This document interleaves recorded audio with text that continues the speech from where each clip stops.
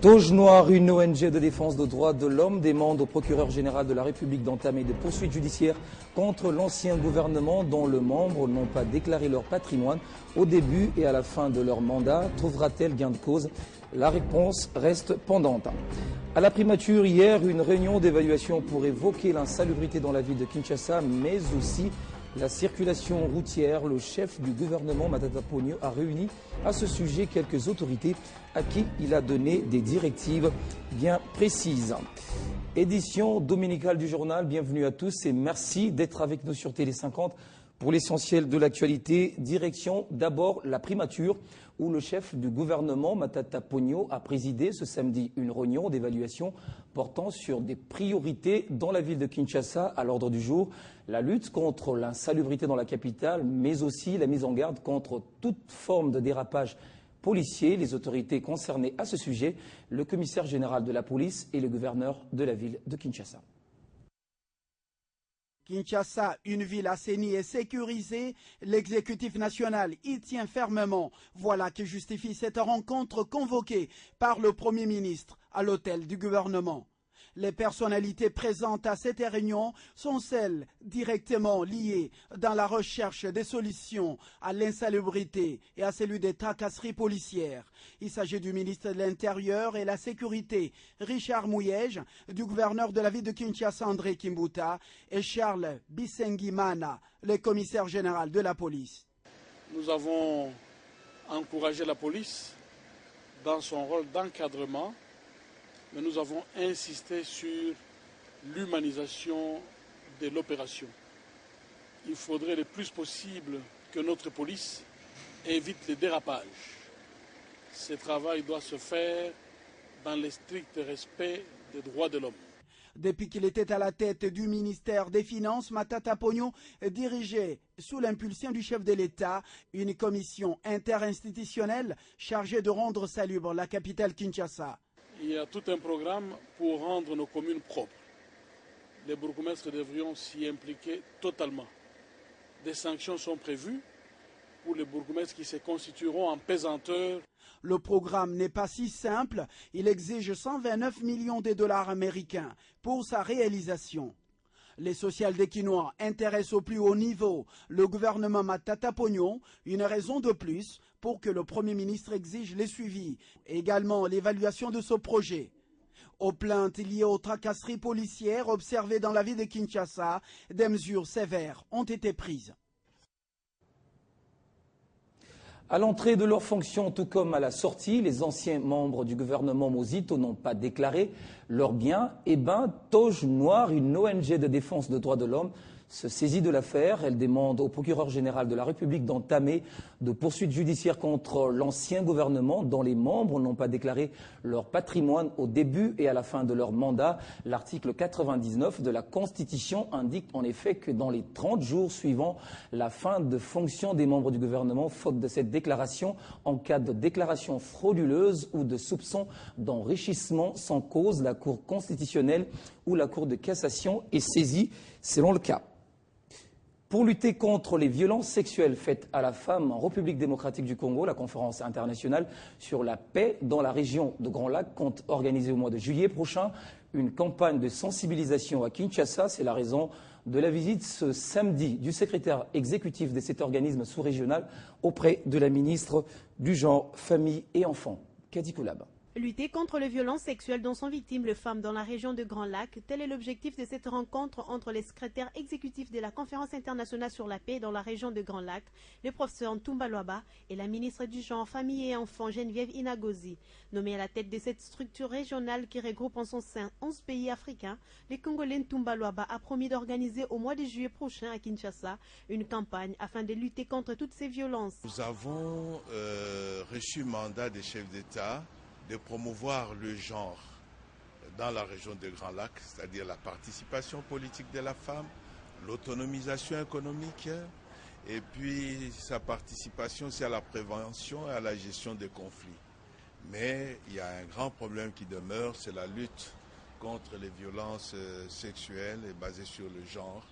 Et vous savez que la République démocratique du Congo est considérée comme le plus grand pays au monde où sévit ces fléaux Nous voulons lancer ici à Kinshasa la campagne régionale pour l'Afrique des Grands Lacs contre ces violences sexuelles basées sur le genre.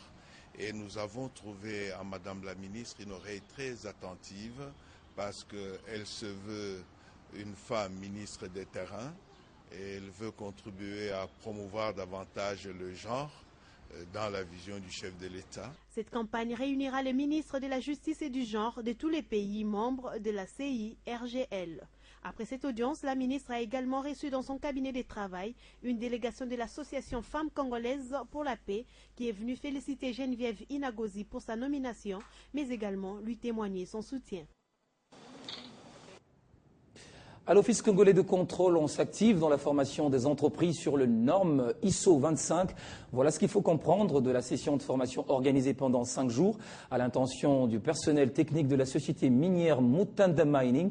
Cette formation a été organisée du 21 au 26 mai au département météorologique de l'OCC. C'est dans le souci d'atteindre un niveau exceptionnel de prestations sur terrain que la société minière Mutanda Mining avait envoyé ses agents en formation au labo technique de l'Office congolais de contrôle.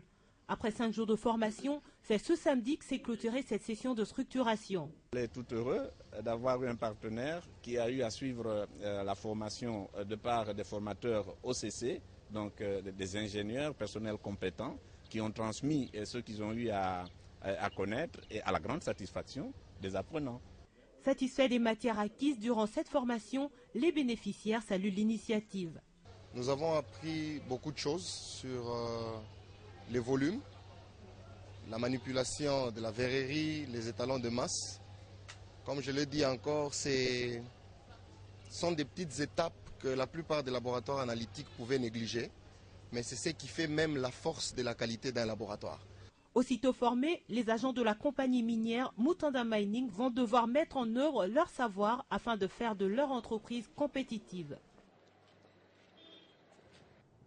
En province, le Kasaï oriental aura bientôt un nouvel immeuble pour son gouvernorat. La construction du bâtiment tend à sa fin. Il ne reste plus que les travaux de finition.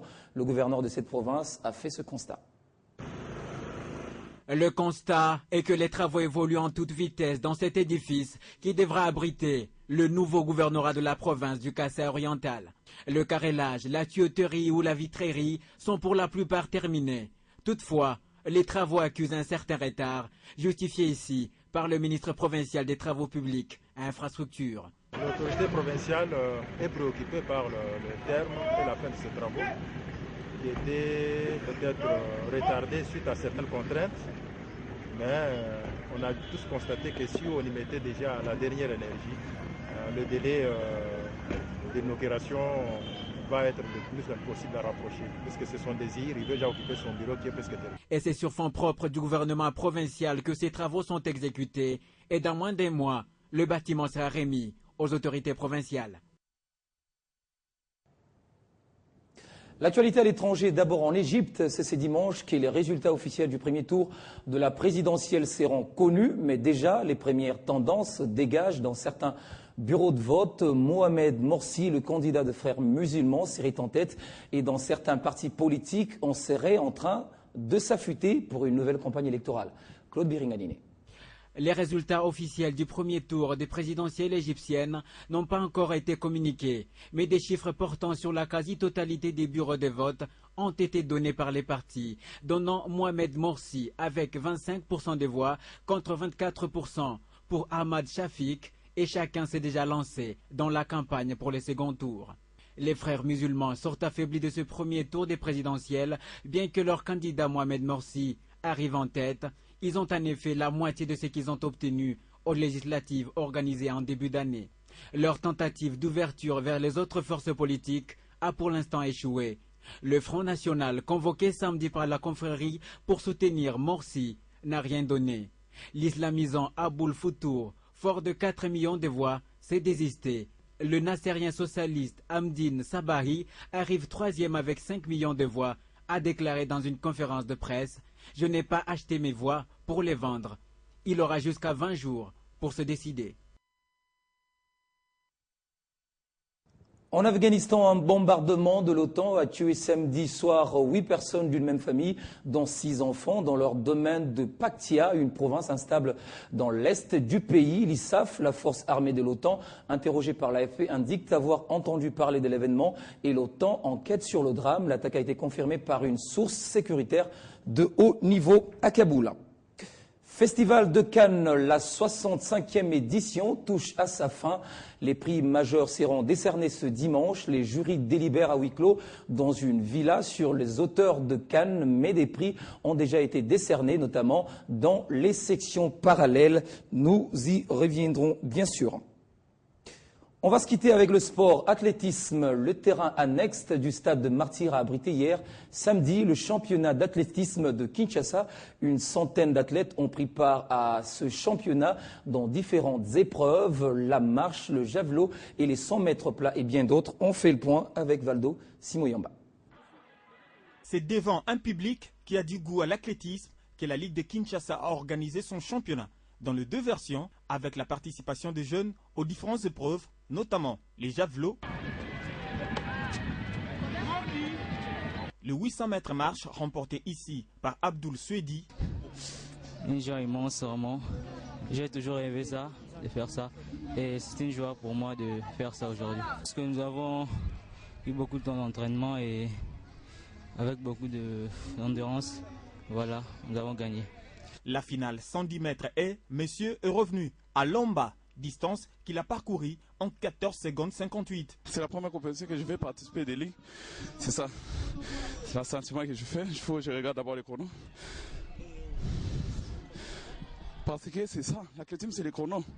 Ça, chrono, ça n'est pas. Hugues Mafo, lui, s'est imposé aux 100 mètres plat en 10 secondes 94. Ces chronos, je m'attendais à plus meilleur que ça. Je vois que ce sera plus amélioré dans ma prestation au championnat d'Afrique. Si j'ai tombé en demi-finale, ce sera un bon améliorement pour cette saison. Un des points forts de ce championnat de la Ligue d'athlétisme de Kinshasa, c'est notamment la présence des handisports, au javelot et aux épreuves de course.